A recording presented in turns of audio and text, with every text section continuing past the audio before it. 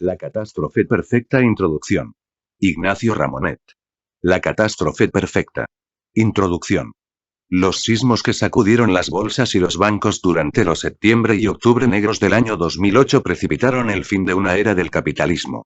El sistema financiero internacional fue sacudido como nunca. Peor que en 1929. Hubo quienes afirmaron que el mundo había pasado a 1 milímetro del abismo, a 1 milímetro de la explosión atómica económica. Era falso.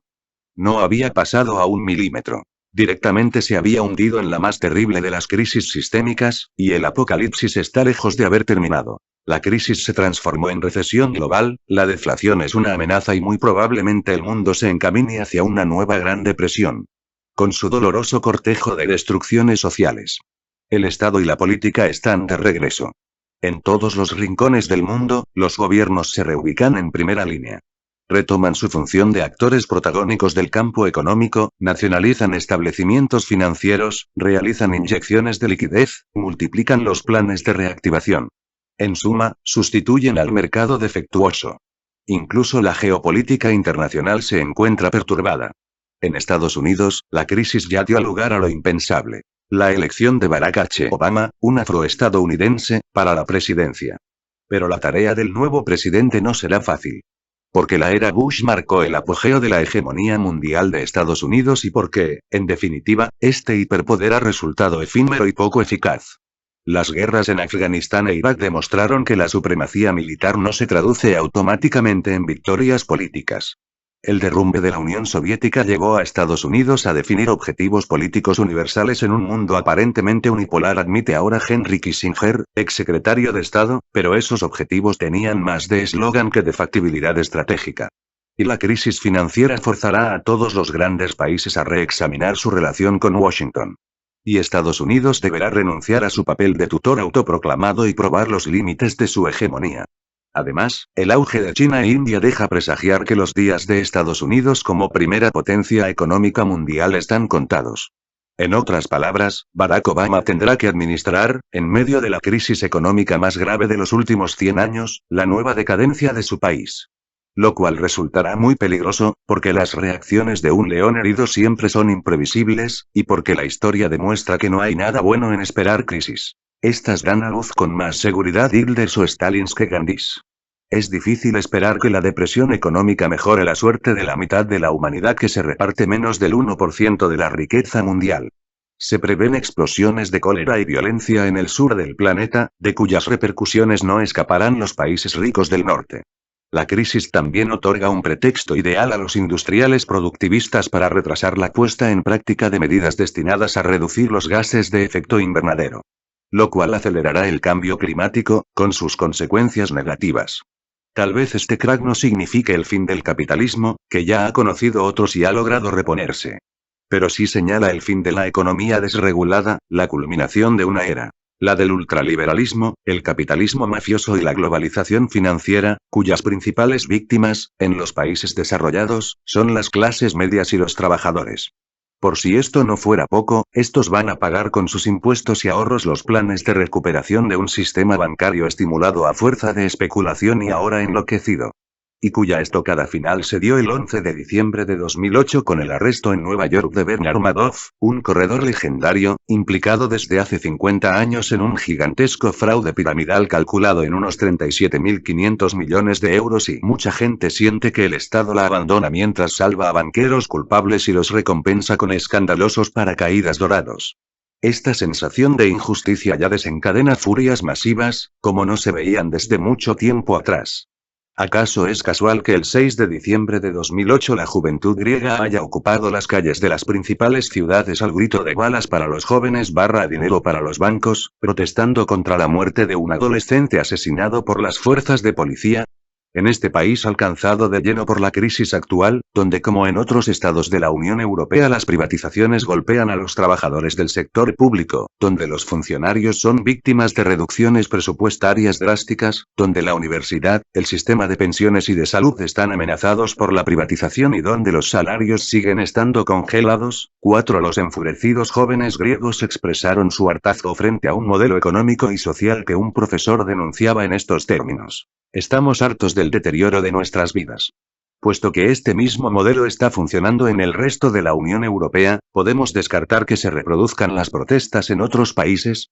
El sentimiento nacional en Estados Unidos, explica Moises Naim, director de la revista Foreign Policy, es de linchamiento hacia los ladrones de Wall Street y de rechazo a los inmigrantes que nos quitan el trabajo, las multinacionales que exportan nuestros empleos a la India, los ricos que pagan pocos impuestos.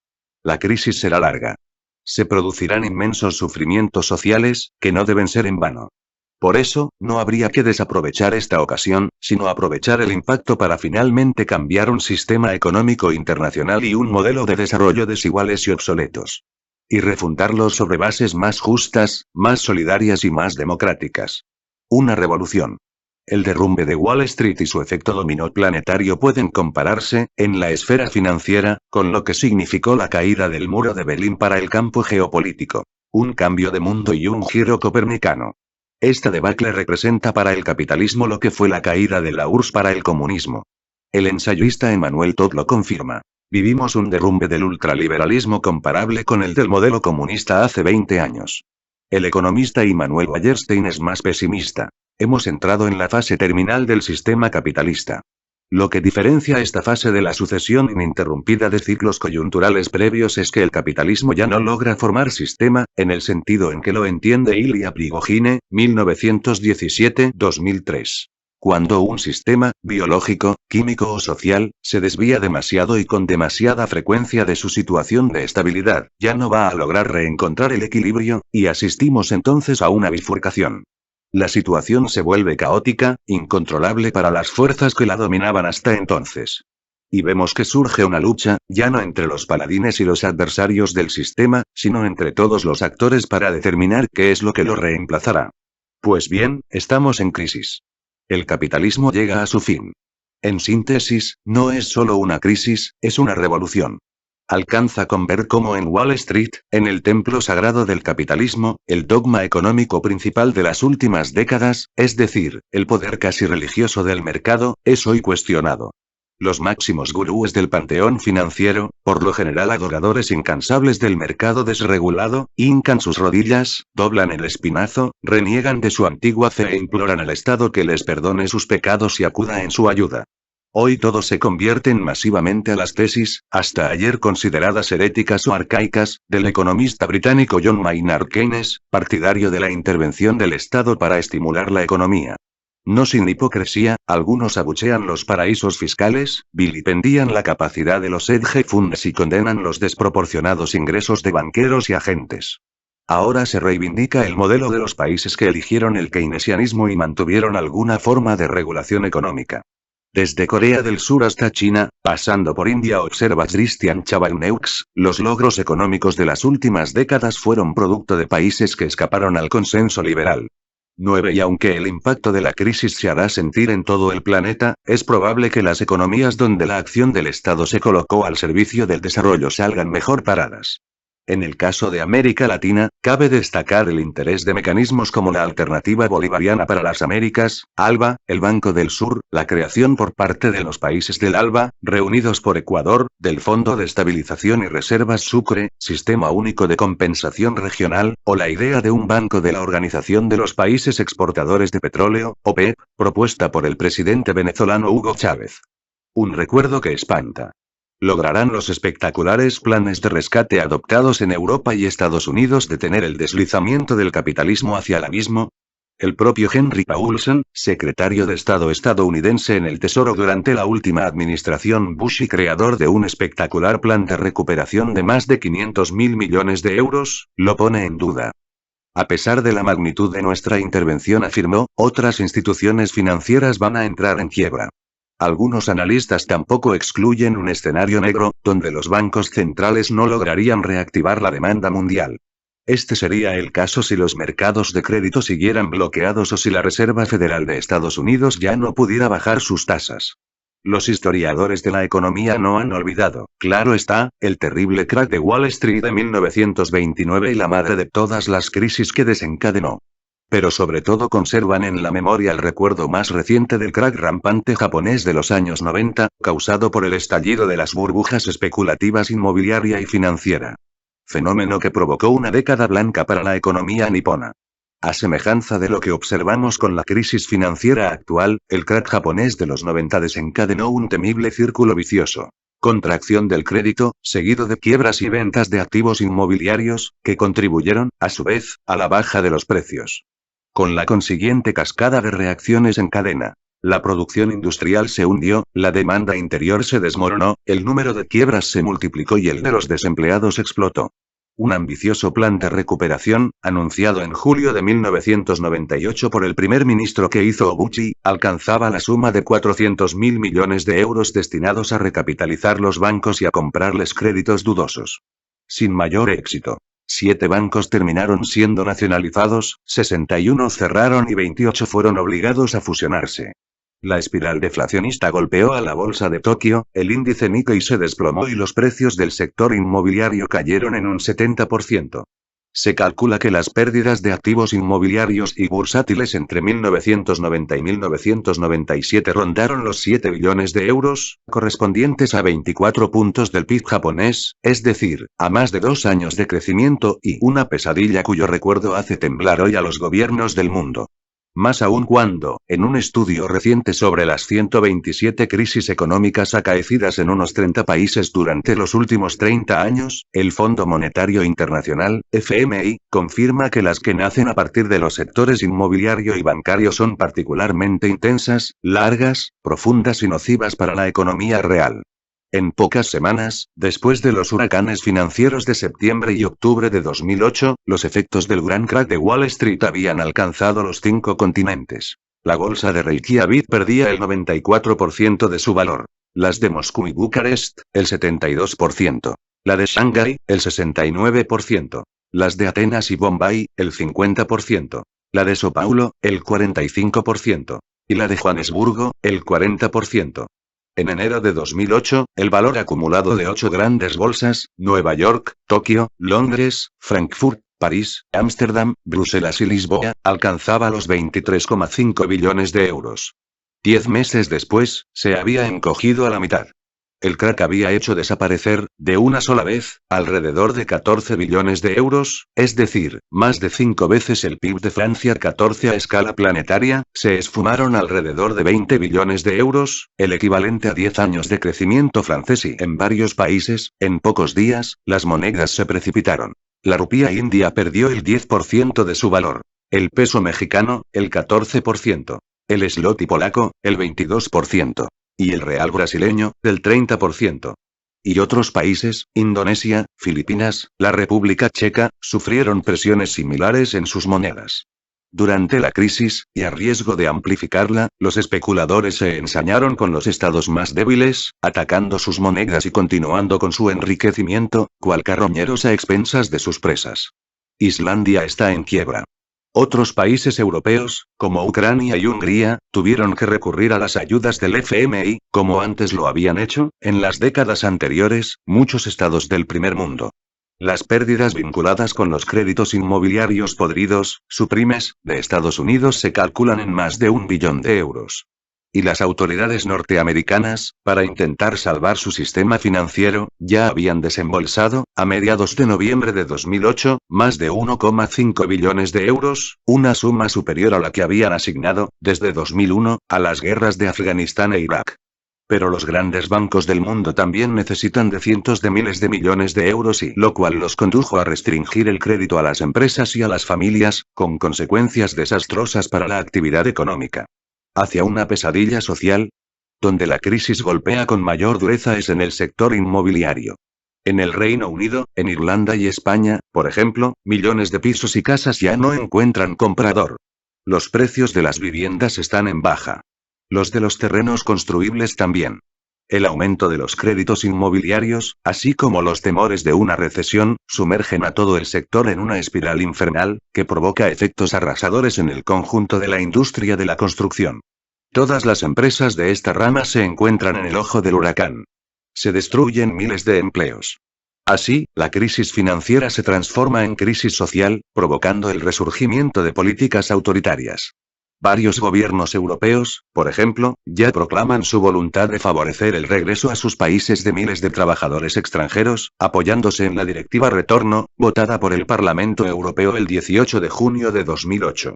En Washington, la Oficina Nacional de Investigación Económica, BER, encargada oficial de fechar el comienzo y el fin de los ciclos económicos, anunció, el 1 de diciembre de 2008, que la recesión económica había comenzado un año antes, es decir, ya desde diciembre de 2007 y resultado. En noviembre de 2008, Estados Unidos registró una reducción del empleo ininterrumpida durante 10 meses, cosa que no experimentaba desde 34 años atrás.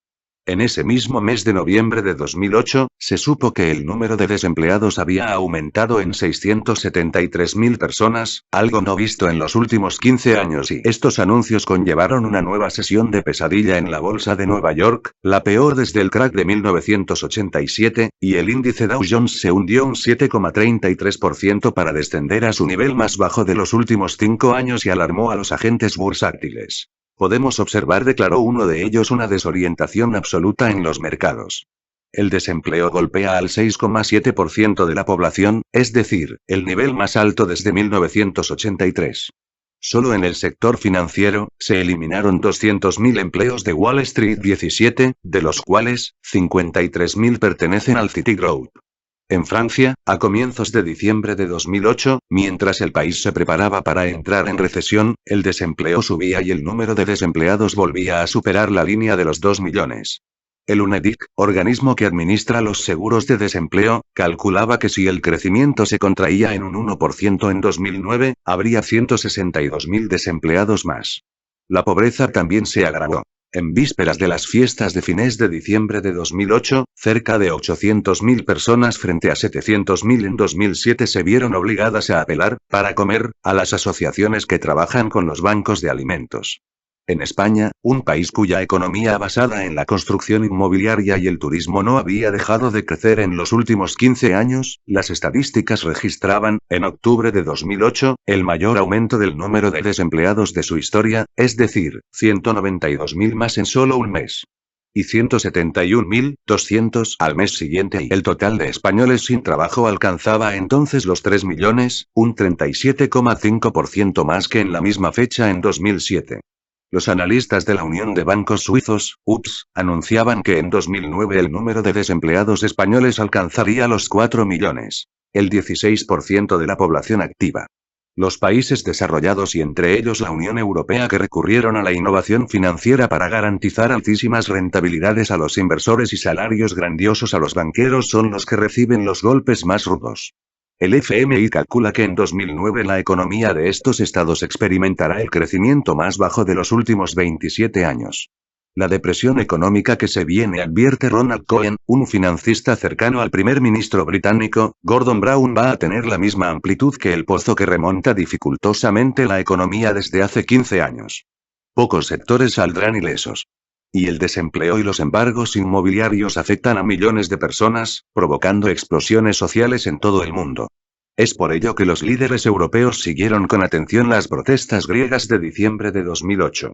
Vieron allí una advertencia, que podría reproducirse en otros países con la llegada de nuevas olas de pobreza generadas por la crisis.